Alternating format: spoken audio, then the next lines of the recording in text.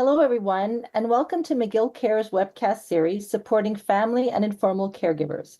I'm Claire Webster, a former caregiver, certified dementia care consultant, and founder of McGill University's Dementia Education Program. I work with a dynamic team of leading healthcare professionals to oversee the program, who include Dr. José Morais from the Division of Geriatric Medicine and Dr. Serge Gauthier, Professor Emeritus, formerly of the McGill University Research Center for Studies in Aging. McGill Cares is supported by the Amelia Saputo Community Outreach for Dementia Care. The McGill University Dementia Education Program offers a comprehensive range of free resources to educate and support persons living with dementia, family and informal caregivers, healthcare professionals, medical students, and the public at large. One of our most important resources is our Dementia Companion Guide, which is available to be downloaded for free and is currently translated in 14 languages. Printed copies can be obtained on Amazon, and proceeds go to support our program. We also have recently launched a free new online education program with 10 modules that you can go at your own pace. And we also have a whole other range of resources that include virtual support. So please don't hesitate to look at our website at mcgill.ca/dementia. So today I have the great pleasure of hosting a webcast called Aging Gracefully, Understanding the Science of the Aging Body and Brain. And I'm joined by my great colleague, Dr. José Morais, who is the academic lead of the Dementia Education Program. He is also a full professor of medicine at McGill University, director of the Division of Geriatric Medicine, as well as the MUHC. He's also director of the MUHC program and co-director of the Quebec Network for Research on Aging. So today we are going to be discussing what it means to age from a scientific perspective, including all the systems in our body that can deteriorate over time and the lifestyle habits that help maintain health as we get older. Welcome to McGill Cares, Dr. Morais. Good morning, everyone. Thank you for this nice introduction, Claire. So I'm here and I'll be pleased to answer any of your questions if I have the answer. So we are going to really cover the entire scope of our bodies, okay? Yes. You know, I have a lot of different subjects to ask, but I think that one of the most important questions that I would like to ask you, because I get this question a lot, is what is the difference between a family doctor and a geriatrician? Yes, okay. This is easier to answer you because a geriatrician is a specialized doctor for the care and the treatment of many diseases that comes with aging, you know. So we don't do a lot of follow-ups on our older population. We are consultants. The family physicians ask us for some problems that they are facing. We try to do a full evaluation. We call that a comprehensive geriatric assessment to find out what is the biggest problem and what solutions we can bring, including rehabilitation, advices, and modification of the meds, etc. And then we send the person back for the family physician to continue the care. We adopted this way of working mainly because with the aging of the population, there is an enormous number of older persons, right? In Quebec in particular, I mean, about 20% of the population is above 65. And we are something like 135 or so geriatricians for the full province. So we cannot take patients on our own and follow them over time, because then we would not be accessible to the others that are in need of us. So we have adopted this consultation approach that is proposed also by the Royal College of Physicians of Canada. And this way we can have a bigger impact in the care of older persons, you know. Yeah. So is there like a minimum age for which patients are referred to you? Yes, in general, we take patients who are above 75. The reason for that is we know that after age 75, there is a bigger decline in our physiological reserves. This is how our organs work. And the problems also become more complex. And we have that expertise, and we understand the healthcare system deeper than other subspecialties. And this way we can use the resources. We do, I think, a more in-depth evaluation to start with, but we have recourse to our allied health professionals, and we know the healthcare system and the resources available in the community. So this way we can provide more appropriate care, patient-centered care, All right, so now we are going to talk about how aging impacts the various areas of our body. And we're going to start with brain and cardiovascular health, okay? Yes. So first question is, what are the most common physical and cognitive changes that occur with aging? Yes, I mean, at the neurocognitive system or aspect of living, we know that the thought process is a bit slower. The speed at which we treat information takes longer. And this is noticeable, after age 50, 60, our cognitive performance are not as good as when we were 30. The brain attains its maturity around 24, 25 years of age, For sure, after age 18, 20, we're already very, very mature in terms of thought process and figuring out the best answers in any circumstances. But certainly we attain our maximum at about 24, 25, then it stabilizes for a long period of time. But by 50, cognitively, our imagination is not flourish as much as when you were 25, you see? And these aspects are important for performance, because otherwise we are installed in some routine of thought, and then we are not bringing any innovation as anymore, or not as much, At the same time, we develop a lot of experience of life that helps us to have a better judgment on the circumstances or the challenges that we are facing, which enables us, even though we are less performant in terms of speed of thought and analysis, we use our experience, and then we are more wise in the way we react to the difficulties, and this helps us to continue performing very, very well, but using different approaches to the problem. And the significance of this is that as you gain more experience, more responsibilities as well, we can advise the younger people who brings a lot of new ideas, and together you can contribute to progress the society. I think it's a beautiful thing. So we hear, with regards to cardiovascular health, we hear a lot about people starting to run marathons at the age of 75 or 80. So, as compared to sometimes the cognitive decline that could happen with our brains, is it true that our cardiovascular health could, stay as resilient as ever as we age?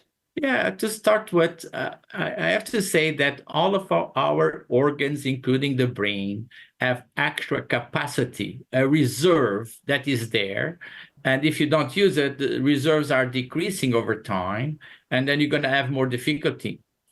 By practicing something, being enthusiastic, positive, being implicated in life, rather than isolating oneself, doing physical activity, we can preserve these reserves longer, which gives us extra capacity, and this is throughout life. Now, it is true, as we advance in age, we tend to be more sedentary, and we need a good cardiovascular system to oxygenate all of the cells. And one way of maintaining that oxygenation of organs and different cells of the body is by doing physical activity. The benefit of physical activity is behind circulation alone. it has an incredible number of benefits to health. If you look at the benefits of activity, you then realize that you sleep better, you have more energy, you have a more positive mind, less depression, and you benefit all of the organs, but also it has a positive aspect in your psychology, in your attitude towards life, more self-confidence, and it is the best single treatment for aging. So what would be your recommended, we hear like the minimum daily dosage of physical activity? Is that walking 30 minutes a day? And is it not only walking, because I've started now doing a lot of light weights, right? I do 30 minutes a day now, right? So, but what would be the best prescription of physical activity that you would recommend? It's a very pertinent question, because we should not apply one rule for every person, especially with aging. There is different categories of aging. As one ages, we become more ourselves. So this bigger, what we call heterogeneity, which is we are more individualized, and someone who is more capable, he should do a bit more than someone who's more vulnerable. In our jargon, we call that being frail, a frail older person, as opposed to a more vigorous older person. So at 75 years of age, 80 years of age, you might have someone that is very strong, has a lot of energy, and you see someone else of the same age who still walks with difficulty, needs a stick to walk, you know what I mean? So the prescription of activity should vary according to their status. To someone a bit younger, more vigorous, the recommendations are very clear. You should do 150 minutes of exercise per week. What this means is that you have to do 30 minutes of exercise 5 times a week. There is time to rest. And what is recommended is to engage in more vigorous activity, and vigorous activity could be something doing your yard and be more physical, but it's also considering that you need to walk a bit more. You need to instead of taking the car, do more things that are physical, not to spend too much time seated for more than an hour and a half. After that period, you should stand and do something for 10 minutes about, So together with these exercises that are more in the type of endurance type, which is walking, running, if you can, participating in tennis, playing different sports, you incorporate some resistance exercise. And the resistance exercise, this is exactly what you said, which is lift some weights. It is one way of decreasing the risk of losing muscle. We can discuss this a bit more, but it's part of aging that our muscle shrinks. And one way of counteracting that is by doing some resistive type of exercise, which lifting weight.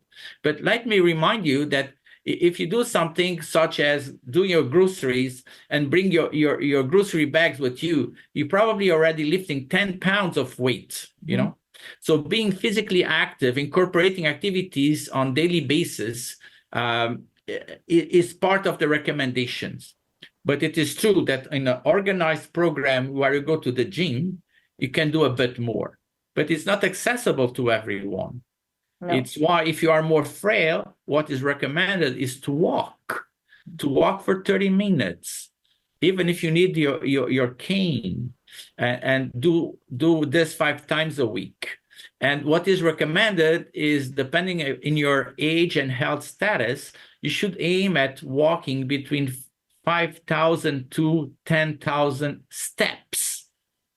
You achieve that in about an hour of walking. But every exercise counts. So if you spend already time cleaning your house, doing your gardening, it's already part of the 10,000 steps, Remind you, if you are a younger person, let's say 25, 30 years of age, you should aim for 12,000 steps, not 5,000 only. You see, this is what I meant by following some exercise that depends on your health, general health, you know. So dementia, unfortunately, is an illness that a lot of people are afraid of, right? And we hear so much more about it. So how can we distinguish between like normal aging and then the signs that something may be more of concern, right? Because as we age, we become more forgetful. I'm always losing my glasses. I can't find my keys. I forget my passwords, right? So what do you look for when patients come and see? Okay. You know something, Claire? I think we all forget at any age, but it's true that we become more aware when we are 50, 60, because you know that having dementia, which is the end stream of a decrease in your cognitive reserves, you become more aware, more self-conscious, and as a consequence, we worry more. But we forget our keys, we forget our glasses throughout life, you know, especially those who think a lot, those who are a bit more anxious, more performant. They run a lot of ideas in their heads, they juggle with different issues. And then while they are going to a room to pick up something, let's say, and they entertain some other thoughts, they arrive at the home, at the room, and they do not remember anymore why I'm here, okay? But they can reason and find a solution. This is normal aging. It happens at any age. It's personality driven.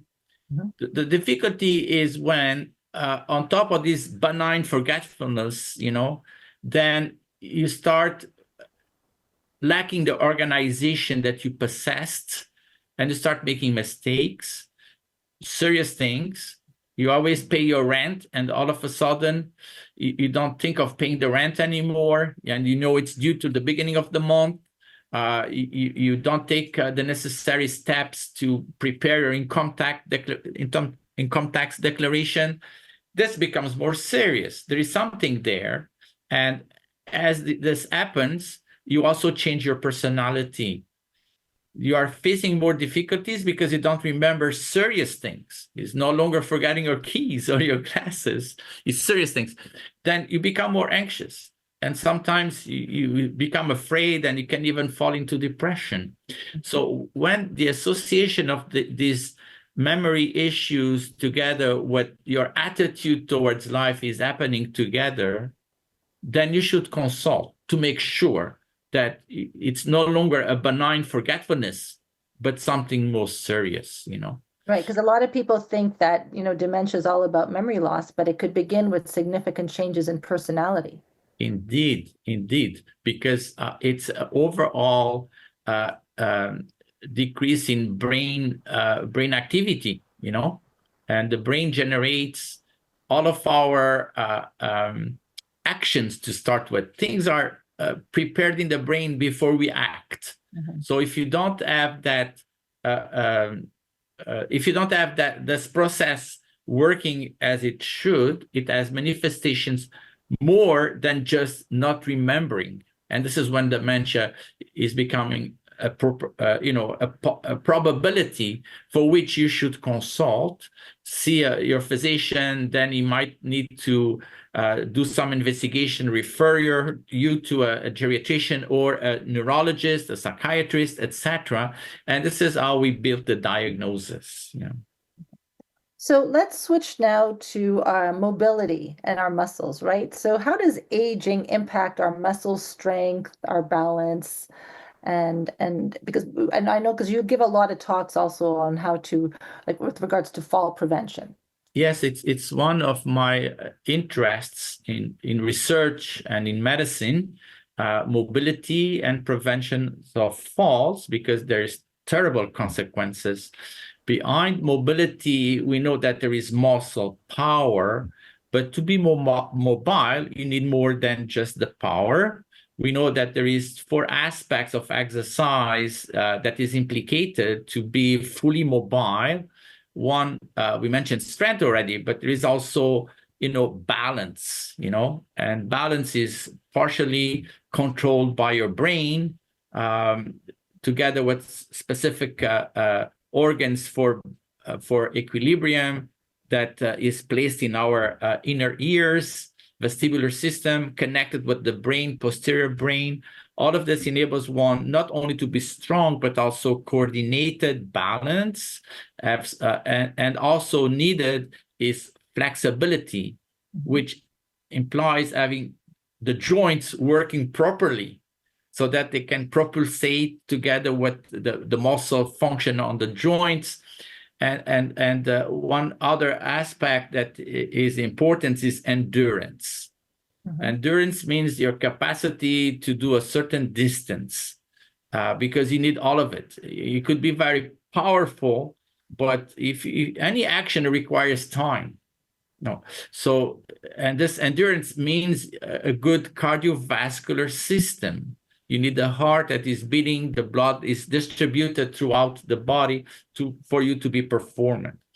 By the way, previously you were discussing neurocognitive issues, brain issues, memory, etc. But, frankly, we know now that 40% of the dementia can be prevented. With different means, one of which is maintaining a good cardiovascular system, But cardiovascular system needs also for muscle function. And one of the biggest mechanisms to have a good heart and circulation is exercise once again. So unfortunately, due to aging is something that is global, that is affecting every single organ. It's just not that your kidneys are not working well. Well, this is kidney disease, but aging is more than kidney disease. It's also heart disease. It's also your joints, your muscle. So there is underlying changes happening that is comprehensive. And nowadays, we know a little bit more about that. And there is a lot of research being oriented towards understanding these mechanisms of aging. It's a new interest for the past 10 years, and we are making big progress to the point that there is now clinical studies with interventions to decrease what we think are contributors of aging, So exercise is one of the biggest anti-aging treatments. Yeah. Muscle shrinks due to many, of these mechanisms being implicated, including inflammation. But there is two components for muscle preservation. One is resistive exercise. Muscle needs resistance. Muscle needs opposition. And this enables the muscle to continue developing its capacity. An opposition is you walking, you carry your weight, you take stairs, you have to lift your weight.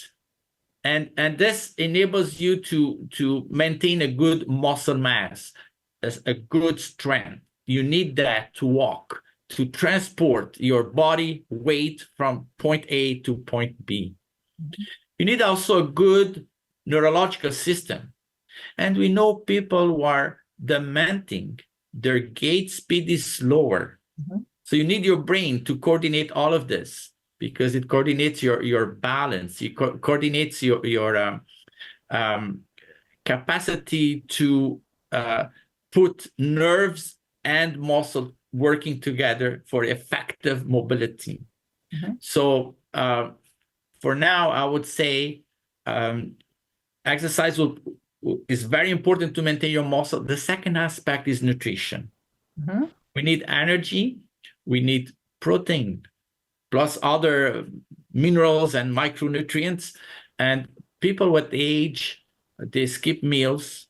They don't worry about their nutrition as it should, because there is good ways of eating and some bad ways. Usually the bad ways are the fastest one, that is less expensive and easy to obtain. This is fast food. But on the long run is a bad thing to do. We have to eat 3 times a day, healthy foods, and Canadian guide on diet and nutrition is a good source of information. And physical activity enables you to maintain your muscle and counteract the effect of aging on muscle. Well, for sure, I can imagine that, people that are living alone who have mobility issues are not able to get out and grocery shop. They may not have the help. And I remember at one point, even my mother in the early stages of dementia, she was living off of those microwavable foods. Like that's all she ate, right? Or, so I think that I'm sure there's some community resources that could help Yes. bring meals, but access to good, healthy meals, especially for those that live alone, must be very difficult. It's very true. It's a vicious circle. What we should introduce is a virtuous, virtual, circle, and you might need the help of your family, the community service, to make you aware that you need to be eating healthy foods and never miss the meal, and then incorporate a mobility activity with it. So you oversee, some of the biggest emergency rooms on the weekends when you're on call, in Quebec. And so what would be the biggest, like when people are coming in from falls, what are the biggest cause of falls among seniors? We think that people fall because they walk on ice. No, more than 50% of falls happen at home. Because there is already some intrinsic, meaning something that the person is already deficient of. And we know that because they need their walkers or their canes. They have to use it. But look here what's happened. I have many cases that comes to the emergency room because of a fall and a broken bone or injury, contusion, this and that, simply because someone rang on the door and they run to open the door, forgot their stick or forgot their walker, and in the corridor there's a carpet, and because they were rushing, they didn't pay attention to these, and then they fall down. So the room where people fall the more is their bedroom. As they get out of bed, it takes a few seconds to adjust our blood pressure and circulation, which is slower with age. It's a mechanism of compensation, because from lying down to standing, there's a major shift in controlling blood pressure and heart rate. So we have to do it a little bit more slower. People fall because during the night, there is not enough lightning, and they're in their way to go to the bathroom, because with age, we go 1 or twice a night to avoid, and then this is where the accidents happen. It happens also because in their bathrooms, the floor could be wet. There is, in our living rooms, there is wires and objects, and we have to be careful about these things. And the other 50% is outside on the streets, going out or in of a store and things like that. It's busier, it's busy. There is sometimes people who don't pay attention to you, and things happen, right? So, but you can avoid 40% of falls by being more physically active. And this is interesting, because people that feel that their balance is not so good, they avoid doing anything. And then it creates a vicious circle again, where they don't practice any walking, they become weaker, and they are more prone to fall. They also become more fearful of falling, and because they have fallen once, or they experience a near fall episode. So we have to overcome that fear of falling, and you can get back your self-confidence by being more physically active. It is with this purpose that I developed a program called the SAFE, for Seniors Activity Fitness program, in which they can access freely and follow the exercises. It's safe-seniors.com. For which we have the link to your website on our website, so everybody could go there. So the big message in all between cardiovascular health, mobility, and brain health is the importance of regular physical activity. Indeed. So now we're going to move on to eye health and ear health. Okay. Yes. And, we hear often about people having cataract surgery. Does everybody, is cataract surgery common just because we're aging? How does aging affect our eyes? And what's the importance of maintaining our ear health? So we have many organs that are responsible for communication, being in contact with people, because we live as humans through interactions, right? So it's important to maintain a good eyesight, a good hearing. Any senses are essential for life to protect us or to interact with the environment. Yes, it's true that with age, we are more prone to develop cataracts, which is a darkening of our eye, cornea, and other segments of the eye. And it is recommended to have annual eye checkup because the optometrist can verify if there are cataracts being present and refer you to an ophthalmologist for a surgical procedure. Nowadays, the procedures are incredibly easy compared with many years ago. It's a couple of hours and you're back home, and then there's appointments and that's it. So there is also glaucoma, which is a different eye problem that has to do with increased pressure in the eye and can damage your eye nerve, and you can lose your sight. So during your optometrist visit on annual basis, they measure your eye pressure. If there is glaucoma, they're going to refer you to an ophthalmologist as well. So these are simple things that can be done and can prevent you from losing your sight, which traditionally we consider sight, vision as the most important of our five senses, right? Then there is other diseases. If you have diabetes, you might be more prone to have macular retina problems, and it becomes more complex. So if you have diabetes, you should also be seen directly by an ophthalmologist on annual basis. For the hearing, it's the same thing. There is our hearing apparatus. It loses its cells as part of aging. Again, many of these changes, by the way, are not sufficient in itself to give you problems to the point of not being able to communicate. It's just a few percentage, very few, but this can be prevented to have a serious illness by having checkups. And you go and see your doctor. If you complain that you're not hearing clearly, is going to check that there's no obstruction, because commonly there is some wax, as we call it, and which can be removed easily and you recover your hearing. But if it is something beyond that, then you need to have audiology assessment. And then they determine if there is what we call a neurosensorial degeneration, meaning that your cells of the hearing apparatus are decreasing, and then you might need a hearing apparatus. Yeah, but it's very important because you need that to interact. And if you don't have good enough eyesight or hearing, you cannot interact as much. It contributes to isolation. And through isolation, it contributes to further atrophy your brain. You become more at risk of dementia. Is one of the aspects we can work on to decrease the risk of dementia, you see. Yeah, it's actually one of the 14 modifiable risk factors. Dr. Serge Gauthier and I did a webcast on McGill Cares in September. Indeed. And they're more and more how important it is to ensure that you have good vision and good hearing, because I'm sure you see this in your practice. A lot of people, there's like this stigma of wearing hearing aids, right? And people shouldn't feel that way, correct? It's true. I mean, what can I say? This is human psychology, and we all want to show that we are perfect.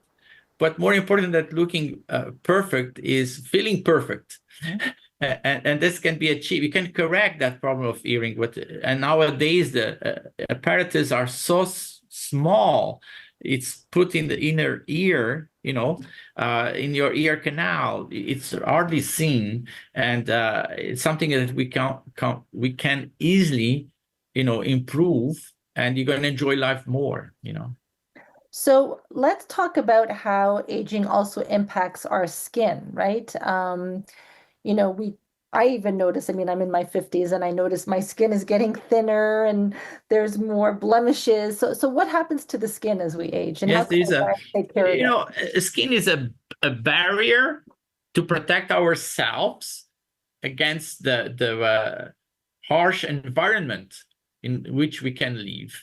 One of which is exposure to ultraviolet light waves, that it really causes damage to the skin, and as a consequence, your skin is not homogeneous anymore. You might have some more darker spots at different places, but it's true also that the skin becomes thinner.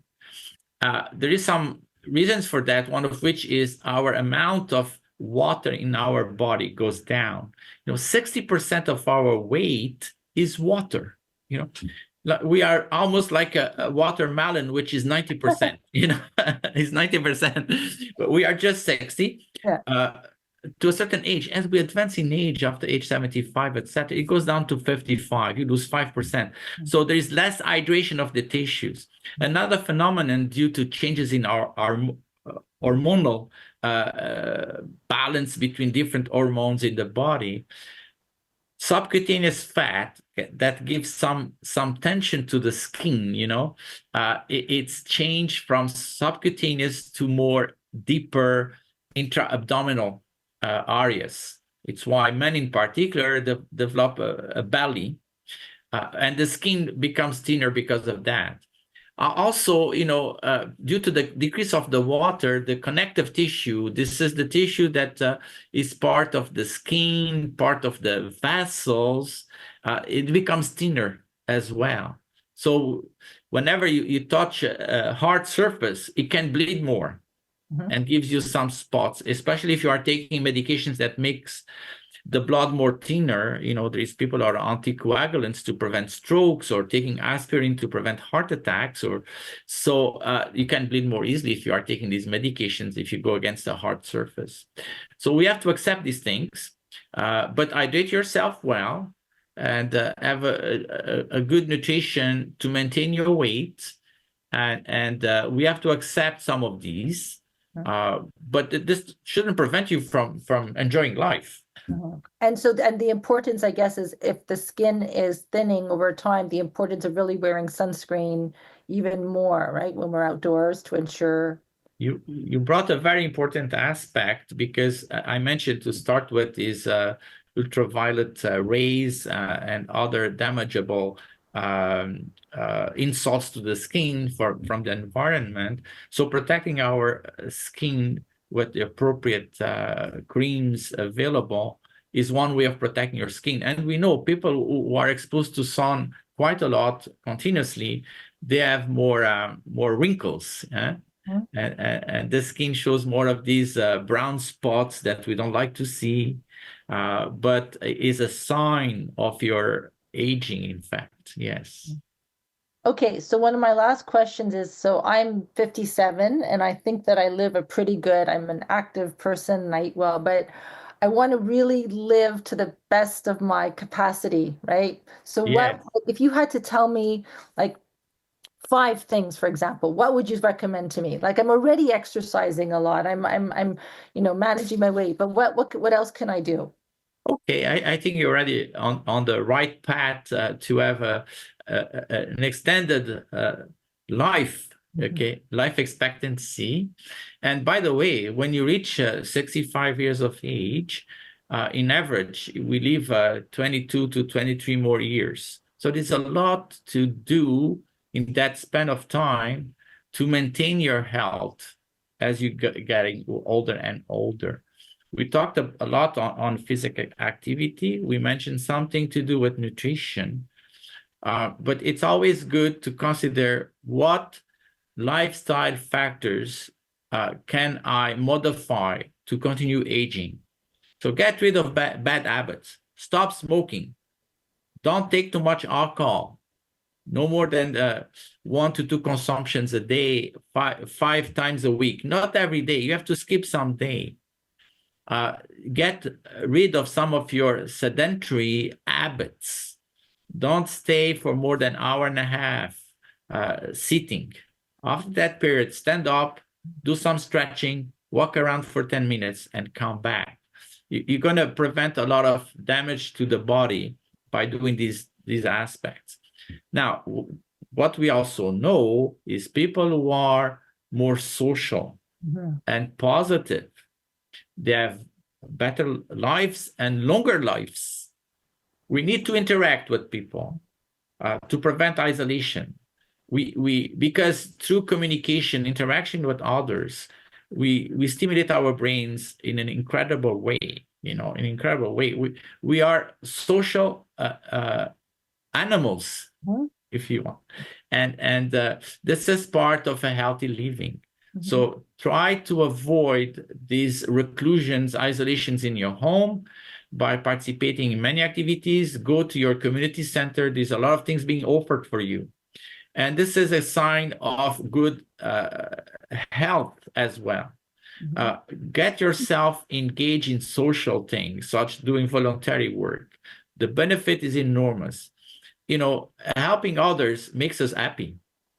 Sometimes it's an effort, it's true, but we gain so much. You gain so much. Well, and I feel it's such a privilege working with you and on having developed this program, the Dementia Education Program, because it's true. We wake up and we have a purpose, whether you're a geriatrician helping others or as a dementia consultant helping others. It really is fulfilling to have all of this. I agree with you, but throughout life, these opportunities, it's not because you retire that you should terminate all of your friendships, and older persons, they can do so much for the community that is not recognized.